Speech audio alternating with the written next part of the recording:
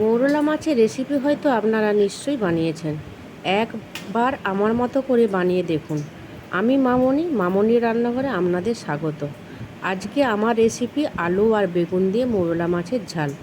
রেসিপিটা বানানোর জন্য নিয়েছি আমি এখানে 500-র মতো মৌরলা মাছ। আগে থেকে ধুয়ে পরিষ্কার করে ভালোভাবে নুন হলুদ মাখিয়ে কিছুক্ষণ রেখে দিয়েছিলাম। এদিকে একটা মশলা বানানোর জন্য 2 চামচের মতো সরষা, কালো সরিষা, আদা আর তার সাথে 1 চামচ গোটা জিরে আর কয়েকটা কাঁচা লঙ্কা কিছুক্ষণের জন্য ভিজিয়ে রেখে দেবো। এটাকে আপনারা শিলনোড়াতে বা মিক্সিতে বেটে নিতে পারেন।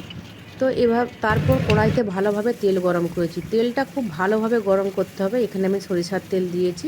দিয়ে আমি অল্প মাছ প্রথমে দিলাম, দিয়ে কিছুক্ষণ অপেক্ষা করব। করার পরে মাছগুলোকে উল্টাবো, নাহলে মাছগুলো ভেঙে যাওয়ার একটা সম্ভাবনা থাকে। এইভাবে আমি প্রথমবার ভেজে তুলে রেখে দিলাম। এবার বাকি মাছগুলোকেও আমি এইভাবে ভেজে নিয়ে তুলে নেব। দিয়ে কড়াইতে যে তেল থাকবে ওই তেলেই আমি বেগুনগুলো ভেজে নেব। বেগুনগুলো আমি এখানে লম্বা লম্বা সাইজে কেটে নিয়েছি। আমি নতুন করে আর কোনো নুন এখানে অ্যাড করছি না, যেহেতু মাছের মধ্যে একটা নুন ছিল, সেই নুনেই বেগুনগুলো এখানে ভাজা হয়ে যাবে। আর হলুদও দেবার কোনো প্রয়োজন নেই। এভাবে বেগুনগুলো তুলে নিলাম, মাছগুলোকেও ভেজে নিয়েছি। ভেজে নেবার পর এরপর এখানে আমি কড়াইতে আবার যে তেল থাকবে ওই তেলের সঙ্গে আপনারা চাইলে আরও তেল অ্যাড করতে পারেন, না চাইলে না করতে পারেন। তো এবার আমি কালো জিরা ফোড়ন দিলাম। ফোড়ন দেওয়ার পর এবার আলু কেটে রেখেছিলাম লম্বা লম্বা করে, আলু ভাজার মতো করে। আপনারা সাইজটা আপনাদের পছন্দ মতো করে নেবেন।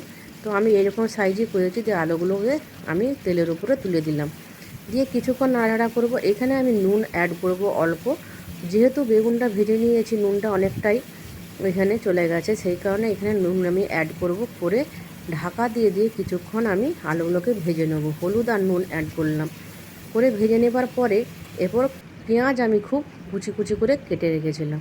সেই পেঁয়াজগুলো আলু ভাজা যখন হয়ে আসবে তখন পেঁয়াজগুলো আমি এর সাথে দিয়ে দেবো। দিয়ে কিছুক্ষণ আবার আলুর সাথে আমি পেঁয়াজগুলোকে নাড়াচাড়া করে নেব। তার সাথে আমি অল্প নুনও দিলাম, পেঁয়াজগুলো একটু নরমও হয়ে যাবে এবং তাড়াতাড়ি ভাজাও হয়ে যাবে।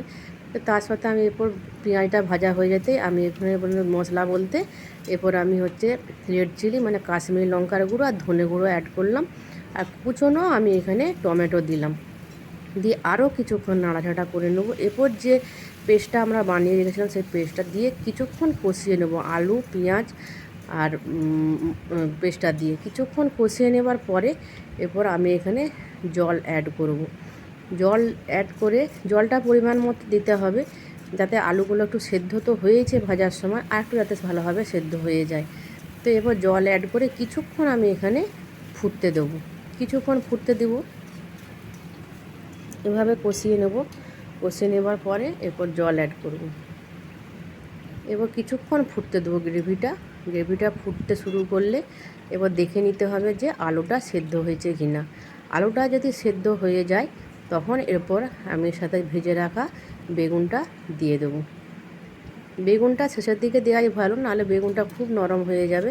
তো বেগুনটা আমি দিয়ে দিলাম, যে আরও কিছুক্ষণ ফুটিয়ে নেব। বেগুনের সঙ্গে আলু ফুটিয়ে নেব কিছুক্ষণ। ফুটিয়ে নেবার পরে এরপর আমি শেষে মাছগুলোকে অ্যাড করব। মাছগুলো অ্যাড করে আমি খুব বেশি নাড়াচাড়া করব না, কিছুক্ষণ আমি সেদ্ধ হতে দেব। মাছের সঙ্গে আলু বেগুন কিছুক্ষণ সেদ্ধ হয়ে গেলে এরপর রেডি হয়ে যাবে আমার মৌরলা মাছের তেল ঝাল।